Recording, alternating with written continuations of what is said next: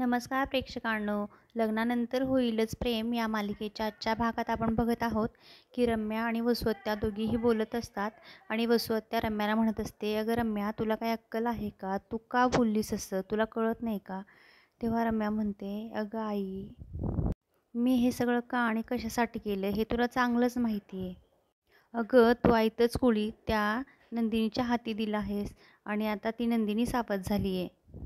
रम्या, खरं तर तुला हे सगळं बोलायची काहीच गरज नव्हती. तेव्हा रम्या म्हणते, की मग काय आई, मी हे सगळं बघत बसायला हवं होतं का तुला? हो, तू शांतच बसायला हवं होतंस थोडं. हे बघ रम्या, आता आपल्याला खूप अलर्ट राहायला हवंय. नाहीतर त्या नंदिनीला आपल्या दोघींवरती शंका येईल. तेव्हा रम्या म्हणत असते, की आई बघ ना, आजपर्यंत मी किती केलं या लोकांसाठी, तरी त्या लोकांना माझं काही पडलेलंच नाही आहे. त्या सगळ्यांचा विश्वास ना त्या नंदिनीवर आहे आणि ते सगळे नंदिनीचंच ऐकतायत. तेव्हा आता वसुहत्या म्हणते, या नंदिनीनं काय जादूची कांडी फिरवली ना, काय कळतच नाही आहे. इकडं काव्या आणि अनिशा दोघीही रूममध्ये अभ्यास करत असतात. त्यांनी दोघींनीही रूममध्ये खूप पसारा घातलेला असतो. त्यांचं डिस्कशन करत अभ्यास चालू असतो आणि पार्थची त्यांनी हकलपट्टी केलेली असते. पार्थ खाली बसून हे सगळं बघत असतो.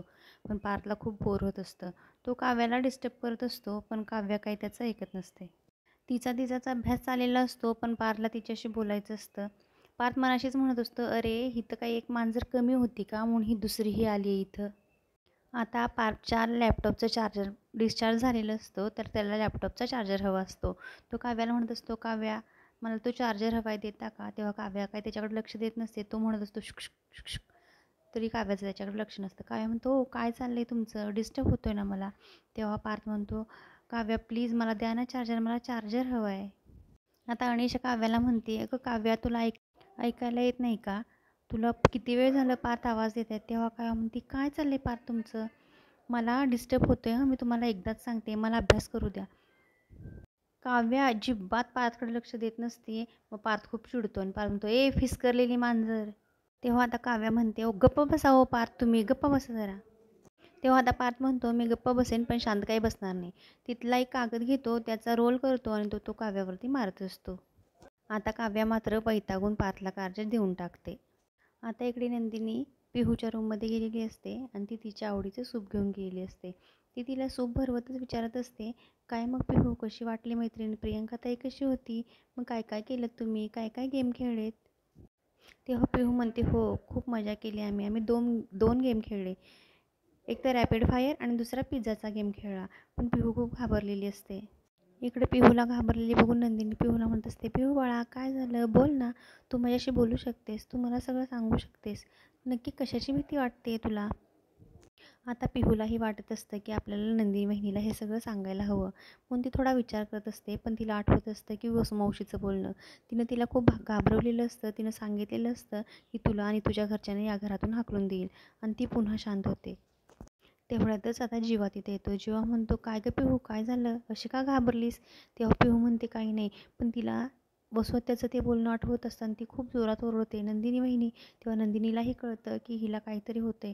नंदिनी तिला पाणी देते प्यायला आणि तिला जवळ घेते आणि शांत करण्याचा प्रयत्न करत असते. पिहूची अवस्था काही नंदिनीला बघवत नसते. तिला वाटतच असतं की हिच्या डोक्यात नक्की काहीतरी चाललंय. ती म्हणत असते, पिहू बाळा शांत हो, नको घाबरू तू, आम्ही आहे ना. तू कशाचा विचार करतेस? जीवाही तिला समजवत असतो की पिहू काय झालंय तुला? अशी का वागतेस तू? बोलू शकतेस तू आमच्याशी. तेव्हा ती खूप घाबरलेली असते. ही दोघंही तिची समजूत काढतात आणि विषय चेंज करतात. तेव्हा आता जीवा आणि नंदिनी दोघेही मिळून पिहूचं माइंड डायव्हर्ट करण्याचा प्रयत्न करत असतात. ते तिला म्हणत असतात, मग बोल पिहू, आता काय संडेला प्लॅन आहे? काय करायचं आहे? कुठं जायचं आहे फिरायला? तेव्हा नंदिनी म्हणते, लाँग ड्राईव्हला जाऊयात का पिहू?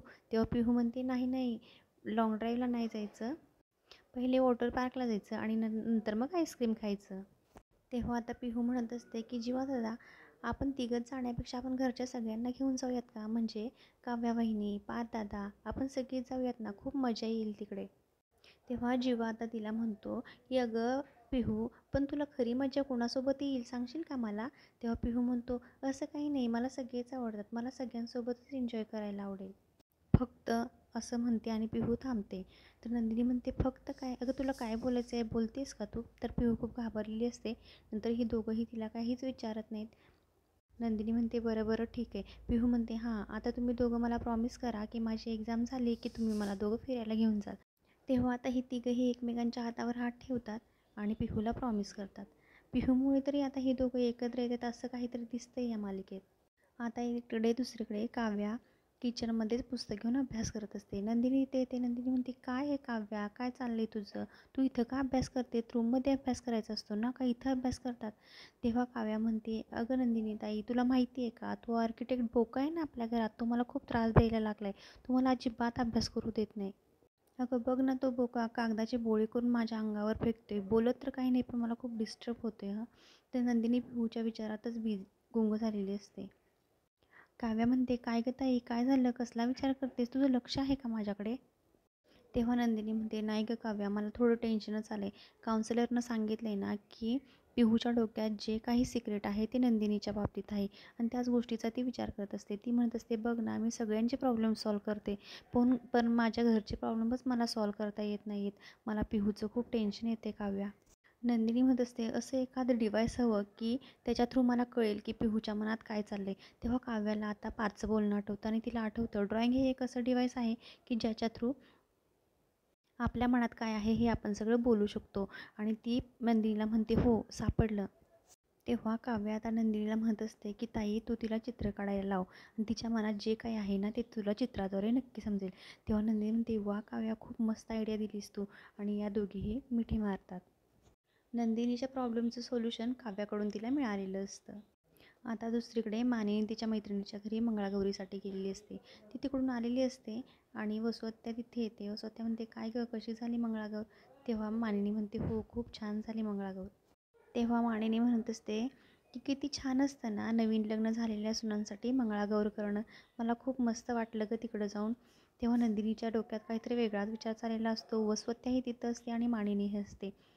नंदिनी वसुहत्याकडे जाते आणि म्हणते, वसुहत्या, मला जरा सांगता का, पिहू तुमच्याकडे आल्यानंतरच का घाबरते हो? तेव्हा आता वसुहत्या म्हणते, नंदिनी, तुला नक्की काय बोलायचं आहे? तू जरा स्पष्टच बोल.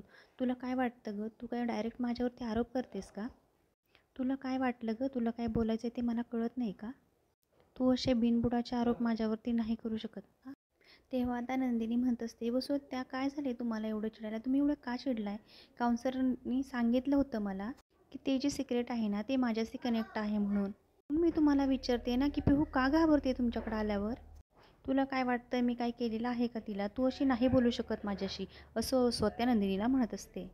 आता इकडे दुसरीकडे पिहूला नंदिनीने सांगितलेलं असतं की तुझ्या मनात जे काही भीती आहे तू या स्केचद्वारे मला सांगू शकतेस. तुझ्या डोक्यात जे काही आहे ते तू या चित्रात उतरवू शकतेस. तेव्हा पिहू आता मस्त ड्रॉइंग काढत असते. इकडे अनिशाला तिच्या आईचा फोन येतो.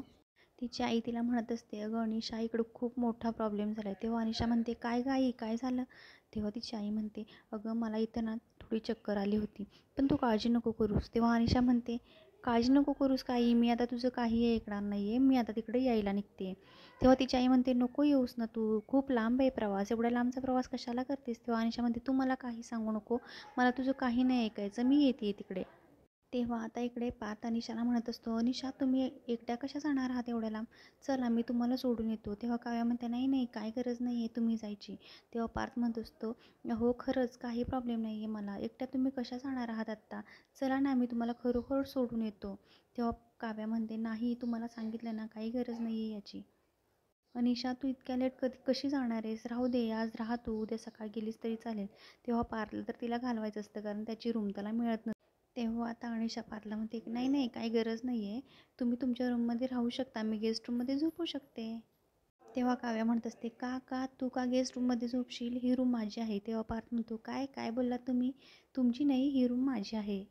तेव्हा आता पार्थ अनिशाला म्हणत असतो की ही रूम खरं तर माझी आहे, पण ना या फिसकरलेल्या मांजरनी ना या रूमवरती ताबा घेतला आहे. तेव्हा अनिशा म्हणत असते, ओ प्लीज प्लीज तुम्ही भांडू नका दोघेजण. पण ही दोघं ऐकतील तर ती पार्थ आणि काव्या कसली? ती अजिबात ऐकत नसतात, त्यांची भांडणं चालूच असतात. तेव्हा अनिशा आता म्हणत असते की बास बास बास करा तुम्ही, माझ्यामुळं आता भांडू नका. पार्थ आता म्हणतो, तुम्हाला काही दोघींना गोंधळ घालायचा ते घाला, मी चाललो बाहेर. आणि पार्थ तिथून निघून जातो. तेव्हा अनिशाला या दोघांची खूप मजा वाटत असते. ती काव्याला म्हणत असते, काव्याचा चष्मा काढते आणि ती म्हणते, काव्या, ज्याच्या डोळ्यावर चष्मा असून जर त्याला एखादी गोष्ट दिसत नसेल तर त्याला काय म्हणायचं बरं? तेव्हा काव्या आता अनिशाला म्हणते, तुला काय म्हणायचं, तू स्पष्ट जरा बोलतेस का? तेव्हा अनिशा म्हणते, अगं तुझ्यासमोर एवढं ग्रीन गार्डन आहे, पार्थ आहे, तुला कळत कसं नाही आहे काय? इकडे आता पिहूने ड्रॉइंग पूर्ण केलेलं असतं आणि ती नंदिनीच्या रूममध्ये निघालेली असते. खूप रात्र झालेली असते. ती नंदिनीचा दरवाजा वाजवते. नंदिनी खूप घाबरते की एवढ्या रात्री कोण आलेलं असावं बरं. पण ती दरवाजा उघडते तर समोर पिहूला पाहते. ती पिहूला म्हणत असते, पिहू बाळा काय झालं, एवढ्या रात्री तू इथे काय करतेस? तेव्हा पिहू तिला म्हणते, नंदिनी वहिनी हे बघ ना, तू सांगितलेलंस ना, ते मला भीती जे वाटत होतं ते मी ड्रॉइंग ह्याच्यावरती काढले आणि ती ते ड्रॉइंग नंदिनीकडे देते. पिहू खूप घाबरलेली असते. आता ते चित्र नंदिनीच्या हातात असतं, पण नंदिनीने ते चित्र बघितल्यानंतर नंदिनीलाच खूप मोठा धक्का बसलेला असतो. आता ते चित्र पाहून नंदिनीच्या पुढं सगळं चित्र स्पष्ट झालेलं असतं आणि आजचा भाग हा इथेच संपतो. तेव्हा आता उद्याच्या भागात आपण पाहणार आहोत की पिहू नंदिनीला म्हणत असते की नंदिनी वहिनी, आता तुम्ही तुमच्या लग्नामध्ये सगळे हॅपी होताय ना? या सगळ्यामुळे आता सगळं काही विस्कटणार आणि मला तेच नको आहे. तेव्हा पिहूचं हे बोलणं ऐकून नंदिनीला खूप मोठं आश्चर्य वाटलेलं असतं. आता इकडं नंदिनी जीवाला विचारत असते, जर तुमच्याकडून कोणाला तरी त्रास होत आहे तर तुम्ही काय कराल? जर तुमच्यामुळंच एखादं घर हलत असेल तर तुम्ही काय कराल? तेव्हा जीवा तिला सांगतो, तू तेच करायला हवंस जे योग्य आहे. तेव्हा नंदिनी म्हणते, हां आता मला समजलं आहे मला काय करायचं आहे ते. आता मी तेच करेल जे योग्य आहे. आता नंदिनीच्या समोर सगळ्या गोष्टी क्लिअर झालेल्या असतात आणि तिनं ठरवलेलं असतं की आता ती जाऊन वसुहत्याला सगळं विचारेल.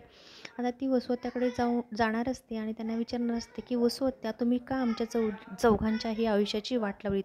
तुम्ही का आमच्या चौघांच्या आयुष्याशी खेळलात आणि तुम्हाला हे सगळं करून काय मिळालं? आता नंदिनीच्या सगळ्या प्रश्नांची उत्तरं वसुहत्या देऊ शकेल का, हे पाहणं खूप इंटरेस्टिंग ठरणार आहे. तर लग्नानंतर होईलच प्रेम या मालिकेच्या पुढील भागासाठी आपण आपल्या चॅनेलला नक्की सबस्क्राईब करा आणि व्हिडिओ आवडला असेल तर लाईक करायलाही अजिबात विसरू नका. धन्यवाद.